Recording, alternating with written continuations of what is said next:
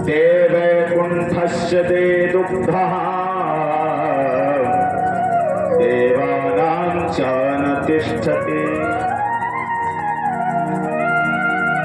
पहले प्रकृति इसलिए अनुकूल थी, पहले प्रकृति इसलिए समय से काम किया करती थी कि लोग प्रकृति का सम्मान करते थे।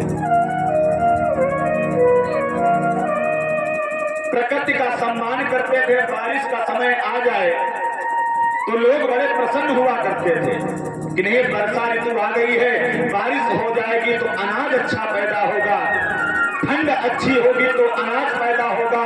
एक गर्म का टाइम, ठंड का टाइम, 6 ऋतुएं हैं, अब 2 महीने की एक ऋतु होती है। लेकिन महाराज अब पता नहीं कब ठंड पड़ जाए, कब गर्मी आ जाए, कब बारिश हो जाए, कब क्या हो जाए। पहले हमारे बुजुर्ग पौधे लगाया करते थे, लेकिन हम उन पौधों को काट रहे हैं, लगा नहीं रहे हैं।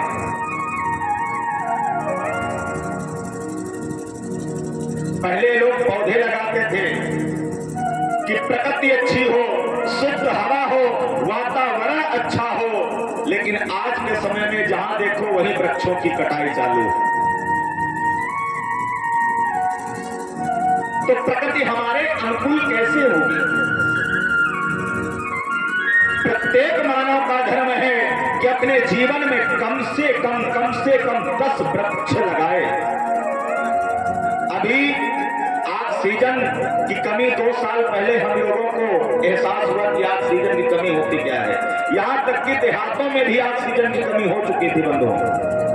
कोरोना काल आया, एक बाटला ऑक्सीजन का जो 2000 में मिलता था, 50,000 तक वो बाटला बिका है। कि कैसे ऑक्सीजन की पूर्ति हो, बताइए। हमारे अगर इन गांव देहातों में अगर ऑक्सीजन की कमी हो जाए तो सबसे बड़ी विडंबना है। तो इसलिए बंधुओं, प्रकृति हमारे तभी अनुकूल होगी जब हम प्रकृति के अनुकूल होंगे। प्रकृति के बनाए हुए कार्यों में हम अपने जीवन को चलाएंगे, तभी वो प्रकृति अनुकूल होगी। जैसे ही भगवान का अवतार हुआ, सारी प्रकृति भगवान के अनुकूल हो गई। मंद शीतल हवाएं चलने लगी। जो माया है, जो काल है, वो भी भगवान के पीछे पीछे चल रहा है। अभी तक वसुदेव देवकी बंधन से मुक्त, माया के बंधन से जकड़े हुए थे, बंधे हुए थे।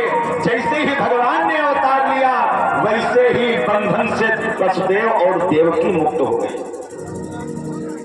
अब आप लोग सोचते होंगे कैसे मुक्त हुए?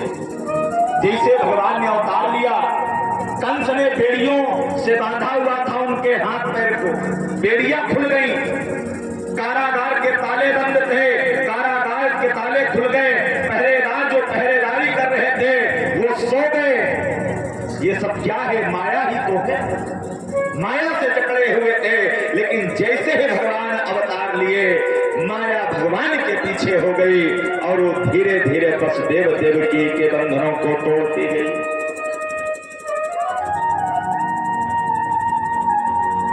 लोग कहते हैं जब वसुदेव जी टोकरी में भगवान को लेकर चले तो सर्प अपनी छत्र छाया क्यों किया? सर्प काल है बंधुओं। वेद व्यास ने भागवत में लिखा है, ते काल प्याल मुखग्रास त्रास निर्वास है तरे। जब भगवान अवतरित हुए, वसुदेव जी टोकरी में लेकर भगवान को चलने लग गए, तो जो काल है ना, वो छत्र छाया बना करके भगवान के ऊपर बैठा है। ये है भगवान के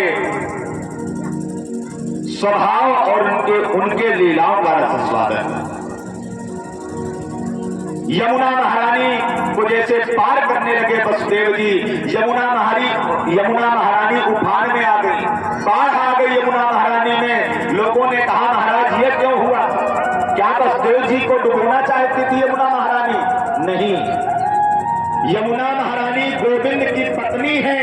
पत्नी अपने पति का चरण रज छूने के लिए यमुना महारानी बाढ़ में आ गई और जैसे ही बाढ़ में आई वसुदेव जी को ये लगा कि मैं अब यमुना पार नहीं हो पाऊंगा, लेकिन जैसे ही भगवान ने अपने चरण रज को यमुना में स्पर्श करा दिया वैसे ही यमुना स्वयं अपने आप में कम हो गई। वसुदेव जी पहुंचे गोकुल। गोकुल में नंद बाबा के यहाँ माँ यशोदा प्रसूति गृह में है। माँ यशोदा के द्वारा एक कन्या का जन्म हुआ। उस कन्या को वसुदेव जी अपने टोकरी में रखे और भगवान गोविंद को यशोदा के बगल में लिटा करके वापस चले आए। जैसे